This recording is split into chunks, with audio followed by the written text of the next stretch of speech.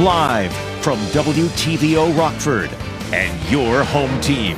Eyewitness News at 5 starts now. A controversial drag Q&A in Rockton brings out protesters. Supporters of the event hold a party nearby.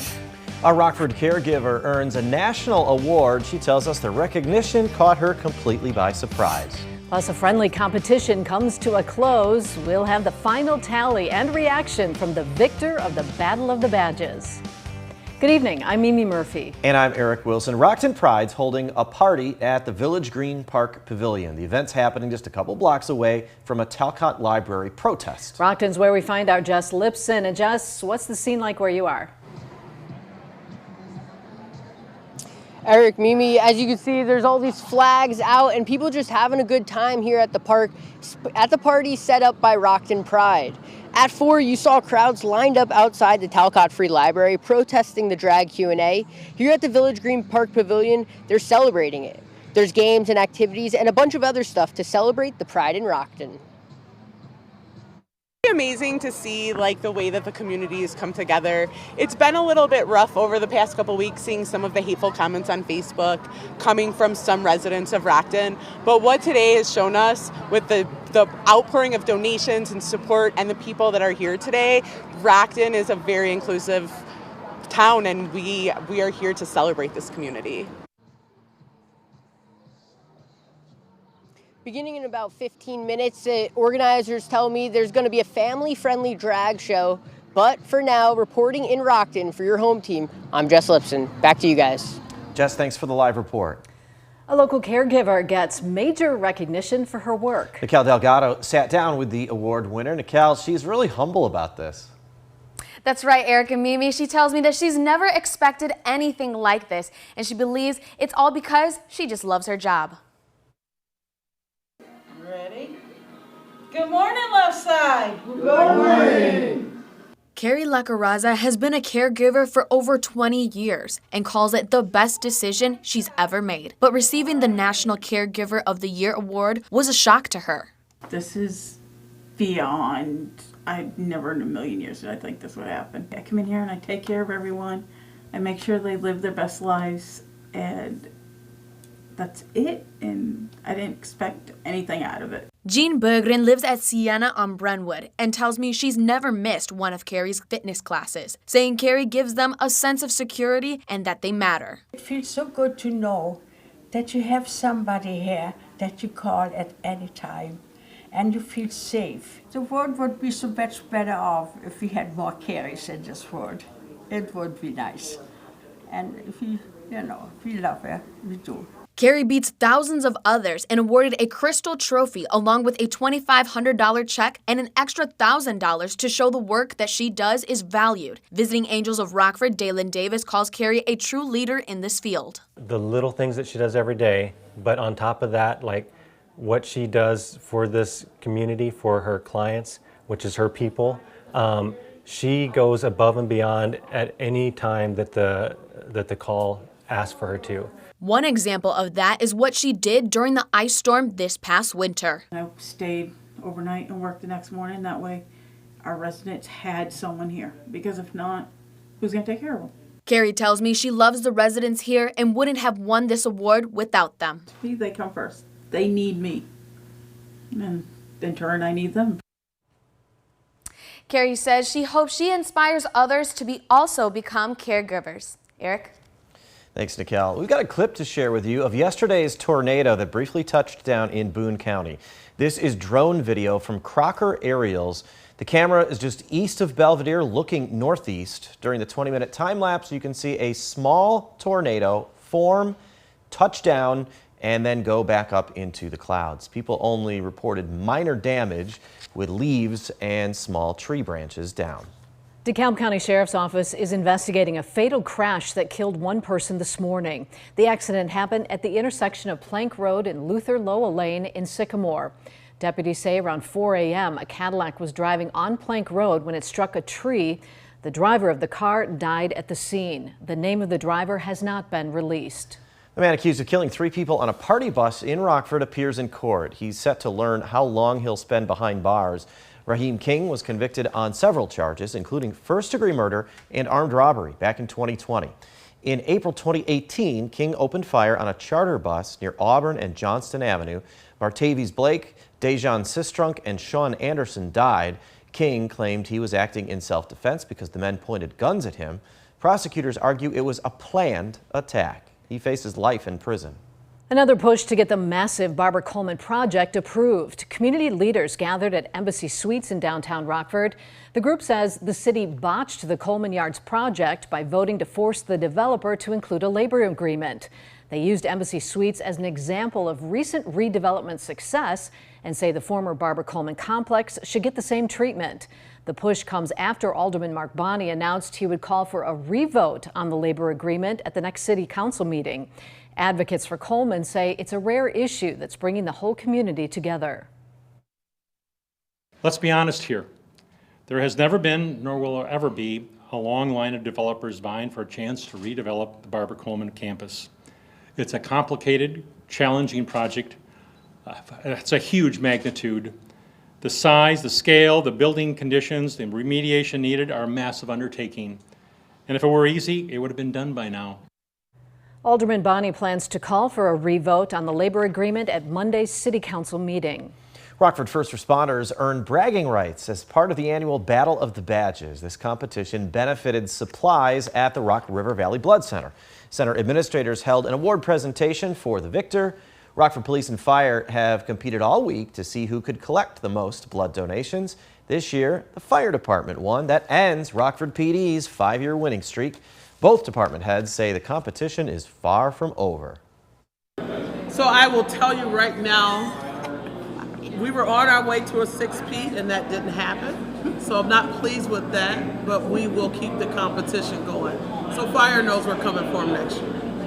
Well, we're pretty excited, obviously, because it's been a number of years since the fire department won the Battle of the Badges. So we're excited and challenged and excited. Game on. Fire had a total of 248 donations. Police brought in 203. Both departments encourage people to donate blood, saying you never know who will need it. Many Americans are having to delay their vacations due to delays with their passports. Up next, lawmakers question the State Department on what's behind the problem. And our temperatures have made their way into the upper 80s, which is helping to fuel some thunderstorms further off to our west. Those will work their way into the state line later on over the next few hours. I'll time those out for you and let you know what the weekend brings coming up in just a few minutes. You're watching Eyewitness News, your home team with Eric Wilson, Mimi Murphy, Scott Lever, and meteorologist Jordan Wolf. Lawmakers demand answers from the State Department about how long it's taking people to get a passport. The problem has been costly and frustrating for travelers across the country. Washington, D.C. correspondent Hannah Brandt explains how Congress is stepping in. Thousands of travelers are getting caught up in passport processing chaos. Many of these individuals, they literally booked their trip months ago, scheduled to get their passport months ago, but can't actually get there, and they're panicked. Senator James Lankford says people are flooding his office with requests for help, and Senator John Thune is seeing the same thing. Partly it's the bureaucracy and the red tape of Washington, but I would say that the volume of passports that we're dealing with is probably double what it normally is. The State Department says a post-pandemic travel surge is overwhelming their systems. Now lawmakers are looking for a fix. This just is not sustainable. Senator Mark Warner says he wants the State Department to get the online passport renewal system back up and running, and he's urging them to hire more workers to speed up processing. I'm going to be back here as many times as it takes to make sure we get these wait times down. This week, Senator Lankford introduced a bill to cap processing times, reinforce staffing to deal with surges, and create online tracking. It's amazing I can go online and track a package all the way to my door and see every place it's going, but you can't do that with your own passport to even know what status or how much longer it's going to be. This is doable technology. While lawmakers tackle the issue, AAA travel expert Paula Twidell advises people to expect delays. You've got to anticipate. You're looking at a 3-month, thereabouts or maybe a little longer delay in getting a passport. So she suggests planning way ahead. As soon as you make your international reservations, check your documents, make sure both you and your traveling companions have all the documentation they need. In Washington, I'm Hannah Brandt. Oh, it's been a hot start to the weekend. We have temperatures staying in the high 80s. Up next, Jordan gives us a look at when we could see some storms roll into the state line. Here's a clue. They are already lighting up his radar. Now, your first warned weather forecast from meteorologist Jordan Wolf. Well, thunderstorms further off to the west of the Mississippi River is currently working their way closer to the area over the last couple of hours and will continue to work their way into the state line over the next few. Right now, we still have a fairly strong thunderstorm just to the west of the Mississippi River. That's actually just to the west of some of our southwestern counties as well. There are no warnings active, at least for us at the moment. However, that severe thunderstorm warning just to the west for this particular cell. Lots of lightning within there as well. We actually take a look at some of the particulars of that cell as it continues to work its way a little closer to the area, particularly Carroll and Whiteside counties. It is actually developing a little bit more of an outflow further off to the south that's helping to keep it strengthening just a little bit longer here in the short term. We look at velocity and we actually see where that segment or that particular area is starting to bow out, where we see some of these different brighter colors, where you see some pockets of blue showing up inside of the green. That's where you can expect some of the stronger winds in that particular cell. Going to work its way a little bit closer to the area, and for that particular reason, the National Weather Service did issue a severe thunderstorm watch for the entire area that lasts until 10 o'clock here tonight. So this particular cell that we are watching does look to track toward the southern portions of our viewing area over the next few hours, but anyone underneath that severe thunderstorm watch should remain aware over the next few hours and into the evening tonight. Our main threats that we are looking at is going to be with large hail, damaging wind gusts, and some fairly heavy rainfall. The tornado threat is there, but a little bit on the lower side, as there's not as much spin in the lower levels of the atmosphere. There is some a little bit higher up, and that's going to allow for that damaging wind threat, as well as some of the heavier rainfall with some of these very slower moving thunderstorms. Futurecast looks like this for the rest of the evenings tonight. Again, that particular cell just to the west of Carroll and Whiteside County is going to track toward the southern portions of our viewing area, but anyone underneath that watch should remain weather aware for the rest of the evening tonight, as there could be some fairly strong thunderstorms tracking through the area. By the time we get to around midnight, I do think things at least begin to clear out. However, there could be some still heavy rainfall going on, especially the further off to the south that you get. So again, no warnings at the moment for the state line, but if those cells continue to hold the strength that they are at, likely going to see some of those warnings get extended over the next few hours and going into the early part of the evening tonight. Our SkyTrack camera overlooking downtown Rockford showing some of the cloud cover starting to fill in from some of those thunderstorms further off to the west. SkyTrack camera overlooking downtown Rockford is brought to us by Window World. Temperatures at the moment are a little bit on the warmer side, along with some of these dew points. Up into the 70s for some of these dew points, and that's helping to fuel some of those storms and those showers further off to the west that will work their way into the area later on into the evening. So thunderstorm chances do exist mainly during the early part of the overnight hours tonight, but still could see a few rumbles of thunder, especially toward the midnight hour. We're going to see temperatures falling back down into the 60s for the overnight low. We return to the mid-80s for the afternoon. A lot of sunshine early on, but once again, a few scattered showers and storms are possible, especially as we get into the evening hours tomorrow. The later part of Futurecast looks like this. After everything clears for the rest of the night tonight, we do see that isolated chance for some still heavy rainfall further off to the south, and then spottier showers do continue once we get into the afternoon and into the evening tomorrow, and possibly going even into Sunday as well. We are a little bit more on the active pattern, not as much severe once we get past, or at least early to the weekend, past this evening. The severe weather threat mainly exists tonight, but still a chance for storms once we get into Saturday and going into Sunday. A little bit cooler and drier, guys, after an early week cold front, and then our active weather does return late next week. Jordan, thanks. Scott's in next with sports. He'll join us live from Rivet Stadium to tell us about a big game there tonight and an even bigger event tomorrow night. Now sports with sports director Scott Lever.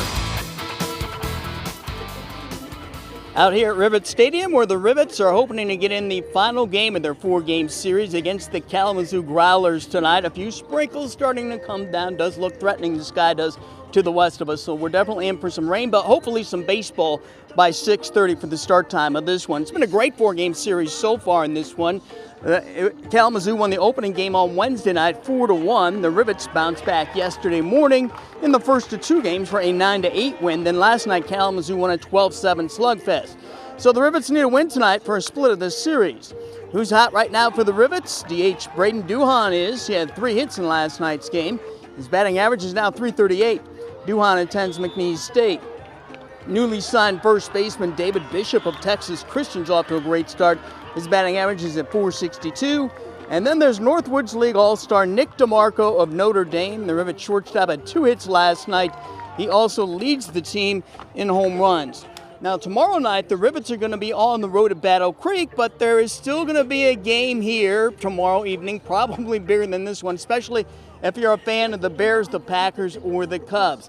That's because the first Legends Celebrity softball game will be happening here. Some of the celebrities scheduled to participate are former Cubs Andre Dawson, and Mitch Williams, Bears Hall of Famer Mike Singletary, and lots of former Packers, including Amon Green, Gilbert Brown, Antonio Freeman, and Jermichael Finley. Rivets president and general manager Steve Malliot has done this before with some previous baseball teams he's worked with, and he says it's a fun time. We have in other cities, in Lansing and Myrtle Beach and Appleton, Wisconsin. So it's been a great hit wherever we've gone, and it's quite a show, and you do get to interact with the players some. Between every inning, they throw a bunch of balls into the stands, autograph them and throw them in, and then you just get a chance to see these guys up close. The Legend Celebrity All-Star Game will start at 6:30 tomorrow night. Tickets are still available, so make plans to come on out here. Fox 39 is one of the main sponsors, and we're going to have some of our crew out here participating in that game as well. Well, the Major League Baseball All-Star break is finally over. That means the White Sox and the Cubs will both be in action tonight. Tough one for the White Sox down in Atlanta against that great Braves team. And the Cubs are going to be at home this evening. They will be hosting the Boston Red Sox. NBA legend Dwayne Wade wants to support the women's NBA, so he's putting his support squarely behind the Chicago Sky. He has become part of the franchise's ownership group. It's not known what percentage of the team Wade has purchased. It's a natural move for Wade, though, because he is a Chicago guy from the suburb of Oak Lawn. That's it from Rivet Stadium. We'll be right back.